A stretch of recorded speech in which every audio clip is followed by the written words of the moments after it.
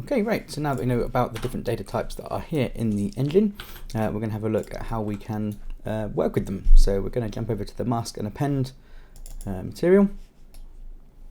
So these are two kind of opposite kind of operations, basically for working with data types. And so append combines two things together into a sort of the next data type up. So if you append two single scalar parameters together, or scalar values together, you're going to get a vector 2. If you combine a vector 2 and a scalar, you'll get a vector 3, and so on and so forth. So here we've got two scalar values, just a 1 and a 0. If I append them together, we get a red value here, which is the same as this, so a 1, 0. If I change this to, let's say, 0.5 and 1. One thing to note, up here, I've made these changes, but this hasn't updated. Well, if I change this to live update and change to all node previews, now that's going to update automatically. And so you can see here 0.5 and 1 combined together, giving us this sort of yellowy color. 0.5 and 1, and there we are, same color there. If we append another 0.5 at the end of it, well, now we'd get 0.5, 1, 0.5. We get this kind of green. And so this is how we can combine multiple pieces of data together to get the higher kind of higher data type, higher term data type. Worth noting that Unreal will always display these as colors. It's how the engine understands 3 vectors. So even if we're dealing with position data, we're going to get color sort of representations here. If we don't want to see that, we can close the little window here and we can see. So if this was a position, wouldn't make much sense to see what color it was because it doesn't really mean anything, but there we are. Okay, so this is the append node, very useful for combining higher order things together. There is a function that does this. So there's make float, and there's make float 2, 3, and 4, and it just has a number of inputs and outputs the things combined. So if we did a make float 4, we can plug in 4 inputs, notably X, Y, Z, and A. So we're mixing RGBA here and X, Y, Z. But as I said in the previous video, the terminology doesn't really matter. And if we double click any function, we can jump inside, see what's happening, and it's just a chain of appends. So entirely up to you which you prefer to use. I will jump back and forth between the two and trying to favor the function a bit more, just create things a bit cleaner. But if we're just combining two things together, I probably wouldn't use a make float 2 function because it's literally just an append. So you're creating no extra work. The engine will compile this down to be the same, but you're just creating a function to do a one node operation when you could just use that one node. So but float 3 and make float 4 are useful. Okay, so how do we split apart data types where we want to get sort of individual channels out of a combined thing? Well, the opposite of appending is what's called masking. So in the mask node itself, it's called component mask.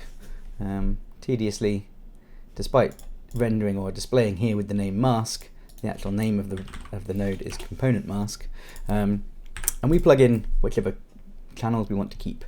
So in this case, we have our 3 color or 3 channel vector here. If we mask out just the red and green, well, we're only going to see the red component because the blue that's changing this color is now going to be removed, and the same masking out there again, masking out a single channel. Very useful again if we're dealing with UVs. Maybe we're doing something where we only want to tile on a specific axis, so tiling along X. We could start with our UVs, break it into 2, do some math to it, append it back together, and we'll see that workflow in some of the later examples. The function version, so similar to how there's a make float 3 that deals with appends, there's also a break float 3 that deals with masks. That terminology of making and breaking you get quite often. So you can do make material attributes and break material attributes, for example. So very common to have this kind of two-tier or two pair of things, making and breaking. So make float 3 and break float 3. There we are. And again, if we double click this function and have a look inside, it's just a series of masks. So if that makes sense, you want to use a single node to get all 3, then fine. If we just want to have a single value out of this, I probably wouldn't use a break, I'd just use a mask. Little workflow tip: if you're looking for a component mask and you type in mask, the first thing it results is a threshold with range, which isn't really what we want. But if we type in com or component, that's the quickest way to find mask in there. So unfortunately, some of the sort of workflow issues of Unreal are there. It would be nice if mask found mask. I don't know what threshold with range even is. Some kind of function that I've not used before. Whereas the most common thing would be obviously the mask node, but there we are, or the component mask. Okay, one last thing to note. Unreal 5 and later versions of Unreal 4 will display the color of scalars as vectors with the value in the red channel.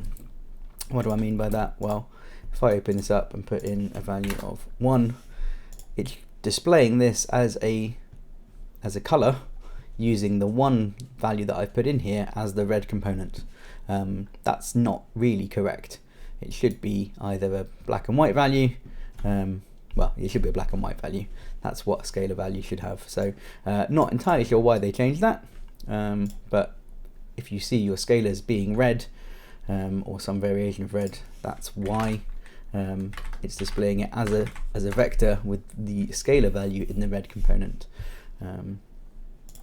If we did a convert to float 3, what I'd expect to see would be that. And I'm just using a multiply here so I can open the preview window. Functions don't have a preview window, so just multiplying by 1 does nothing.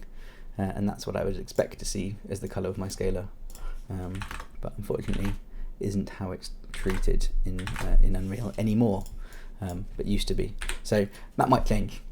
Surprised me when it changed to red, but hopefully it will surprise me positively when it changes back to being white, if that happens. There's probably some optimization reason why it's done that way, but just something to be aware of. Okay, I think that's enough for this video, and the next one we'll be looking at more maths.